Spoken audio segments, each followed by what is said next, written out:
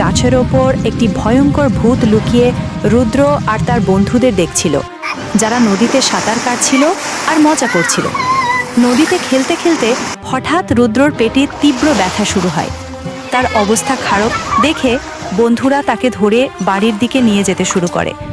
হঠাৎ আকাশ কালো হয়ে আসে এবং প্রবল ঝড় শুরু হয়। যখন তারা একটি সমাসের পাশ দিয়ে যাচ্ছিল, তখন ভূতটি এসে রুদ্রকে ধরে ফেলে। ভূতটি রুদ্রকে নিয়ে আকাশে উড়ে যায় এবং তারপর তাকে একটি অন্ধকার ঘরে বন্দি করে দেয়। বন্ধুকে হারিয়ে বাকি দুই ছেলে নদীর ধারে বসে কাঁদতে থাকে।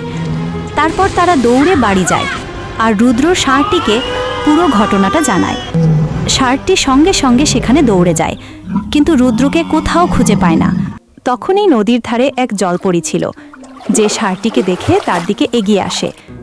সবকিছু শোনার পর জলপরী ষাঁড়টির মাথায় হাত রাখে এবং তাকে উপহার হিসেবে দুটি জাদুকরী ডানা দেয়।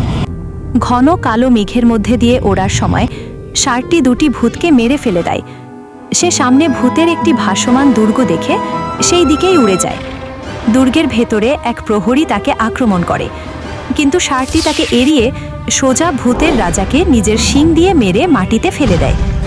এরপর ষাঁড়টি রুদ্রকে বাঁচিয়ে নিজের পিঠে বসিয়ে উড়তে উড়তে নিচে নিয়ে আসে। তারপর রুদ্র আর ষাঁড় দুজনেই জলপরীকে ধন্যবাদ জানায়। এই সাহসী ষাঁড়টির জন্য একটি লাইক আর সাবস্ক্রাইব অবশ্যই করবেন।